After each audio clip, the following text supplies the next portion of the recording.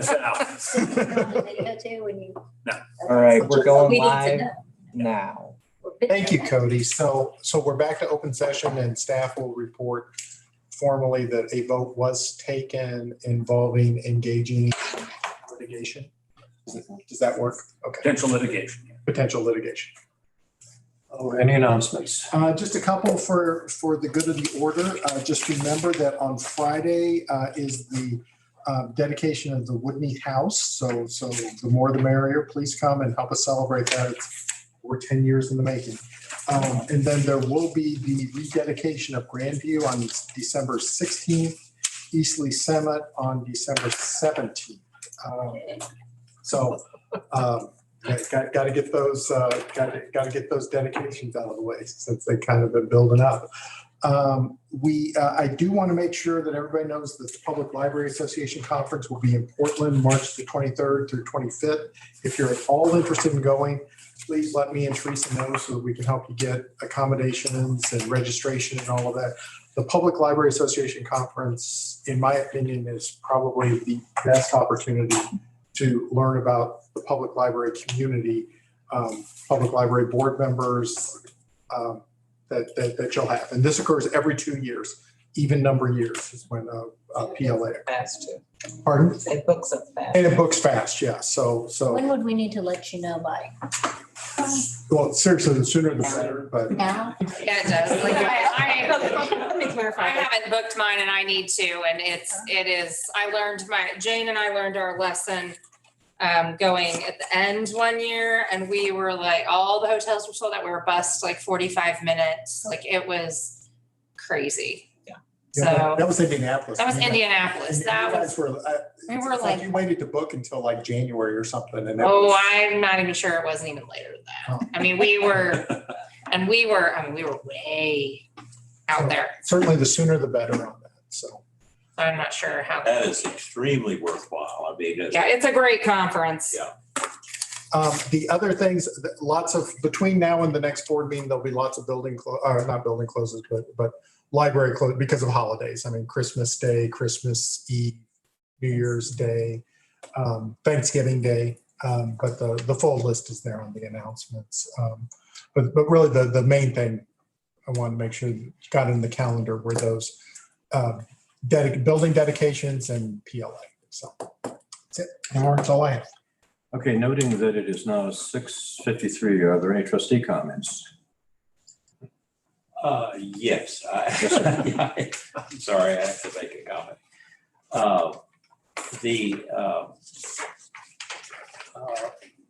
Well, I've forgotten what I was going to say now. That's okay. Let's just go ahead. No, I know what it was. Some of you that know me know that I've spent 25 years as a city manager. And during that period of time, I supervised a lot of capital programs, public capital programs, where money was raised and spent and things done as promised. And I have never had one as smooth as this one is. Are you watching us? I supervised a lot of. She's watching us. Well, I said something and it took me to this. Sorry about that. I didn't mean to do that, but okay. Well, I just wanted to say that this, I'm congratulating the staff primarily on this, but also the building committee has done an incredible job of keeping up with this on an almost week-to-week basis. And it's just been an extremely successful program. And in all my years of experience with it, it's the best I've ever been associated with. So you deserve the thanks of the board for how this has gone. Thank you. I wasn't going to make a comment, but I saw this little postcard here. So I think if people are interested, where it says it's Giving Tuesday, MCPL is raising funds for Forever Books for children to build their home libraries. So now through Giving Tuesday on November 30th, all donations to the Forever Book Fund will be matched dollar for dollar. So if you're looking at wanting to donate to, and this is mymcpl.org/Giving Tuesday. So I think that's kind of nice. Hand it So out. inclined. Is this, schools need this. So what books do they get out? No. We collect lots of different books we buy in large bulk amounts. And what we discovered is that there's a correlation between grade level reading and having books in your home. Yes. And so, and even getting to the point where kids can understand and appreciate, and parents can understand and appreciate the value of a public library sometimes starts with having books in the home. And so, it's a gateway literacy activity. And so we work with Children's Plus, who's one of our favorite vendors, and they sell us a lot of books at steep discounts. So our dollar can go really, really far. And then we go into communities that have challenges and make sure that those kids have books. So is this available to digitally so that it can be put out there? Oh, yeah. I mean, in fact, I've already seen one Facebook ad on my wall coming up about Giving Tuesday. And so, yeah, it's starting to come up and I think we'll be on the website and all of that. And are we able to, am I able to submit it to my school to Booster put on program? the family newsletter? Please, yes. Okay. Yes. Yeah, we need to make sure that the school districts, I'm assuming we're usually on top of that, but the school Yeah. I districts. could be wrong about not knowing that, but I just was thinking. Well, I we mean, should have this. I know that, I just would think, I know North Kansas City is usually pretty good about sharing this kind of stuff. And, even when I brought to the attention of Star at Northview, hey, we have this homework program. And she was like, huh? And so then it's always been on the homepage ever since then. And teachers even hadn't read the homepage. They were just like, oh, because in conferences, I'd be like, hey, we have this homework thing. I will verify with our marketing department to make sure that we're doing all the social media and promotion that we need to.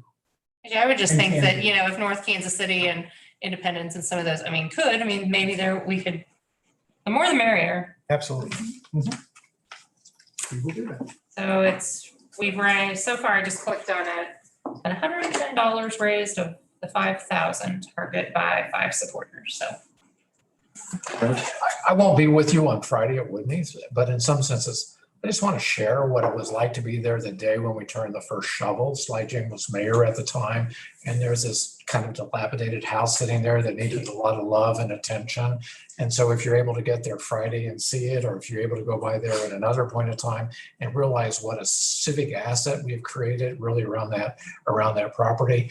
And I'm going to look at Michelle. I know, and I'm gonna be in Columbia, I may cancel plans, because I'm really, that place is kind of near and dear to me, because I know the family that live there, all of that. It's the history there is, it's, it's emotional for me knowing all that we've done. It's a really neat, that particular project means a lot to me.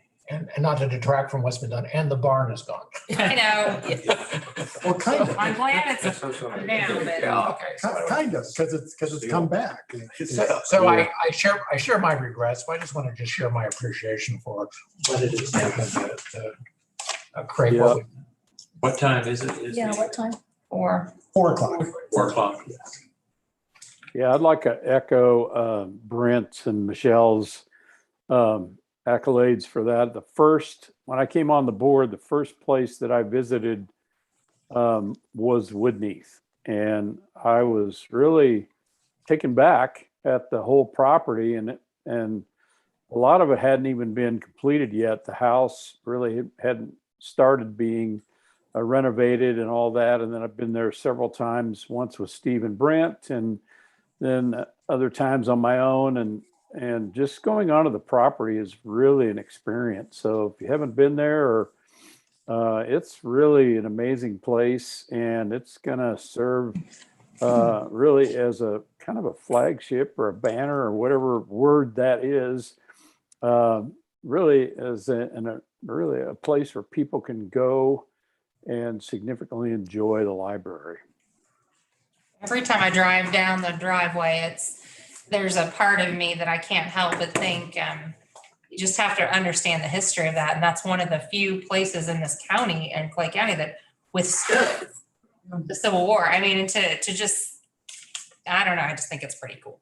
I mean, the trees from that property were cut down to build that home. I mean, the bricks to build that home were made there. It's just, it's such a, and there's so much history. So I think it's really being there from the same time Brent, as well, from the shovels and all, it's really neat to see how it's come full circle. And another what do we do with these? Sometimes you can win. Okay, so if you're out and about in the community and you want something, just identify yourself, or even if you come into one of the libraries and you want to identify yourself. So we can just wear them and just around town, just. You can. Go to the grocery store. Okay. I don't need to get you a cup of coffee most places, but you can. Actually, if you come to Coleman Road, they give you a discount Well, that is true. at Post Coffee. Oh, To the That's a good co- discount. speaking of Hey, don't the they? coffee shop and all that, I don't know how many people ever went to the coffee shop at Woodney's, when it was in. Yeah. And just to let some people know that Brandon, who owned that, he did pass away from COVID. So it was, for those who did know him and went in there, it's kind of a shock, I think, to a lot of us. Yes, we knew the best friends, really good friends, and that was very much a shock to them. And I knew him. He was one of my dispatchers when I was on the police department. So I go even farther back with him. So Is that coffee shop still operating? Not yet. We have a contract with Friendly Bean to Oh. reopen as soon as they're ready to open. Excited by We that. do great. like Friendly Yeah. Bean. So as soon as they're ready to open, we are ready to have them. That's Nice. maybe. Great. Maybe. Maybe, yeah. Happy Thanksgiving. I would be remiss if I didn't. Any further discussion or? Okay. Oh, is there meeting, like the building committee this week? Good It stuff. wouldn't be this week. We are in, I want to talk. If there is, I'm not there. It wouldn't be this week, but there may be an opportunity to have a building committee meeting sometime between now and the end of the calendar year. I see one scheduled for like December 23rd. Yeah, again, probably. I won't be there for that one. No. I won't be there. But we might try to schedule one. Jake and I would like to talk a little bit about East Independence property. We're beginning to get some ideas and we'd like to kind of get a little bit of direction. But frankly, if that doesn't fall into place, it can wait until January. So, We'll provide timely notice. but probably not. There's no GMPs or anything. And no finance committee. No finance committee. No personnel committee. Personnel committee, there's no need for a personnel committee between now and the end of the calendar year. So one other question, Steve, I don't know if you know the answer, but was there any time frame on when Riverside was supposed to let us know something on that? Riverside was talking to us. We gave them the letter of intent. They were just running it through their channels. No red flags. They were just working on it on their side. So Okay. don't know. I might give Mayor Rose a call and see if she can give us any insight. But no, I haven't heard a timeline yet. But there's no red flags yet, Michael. Okay, thanks. A motion to adjourn? So move. Second? Second, Michael. I'll second. Everybody's. We have 9 seconds. We're done. Yeah. Happy Thank you, Thanksgiving, everyone.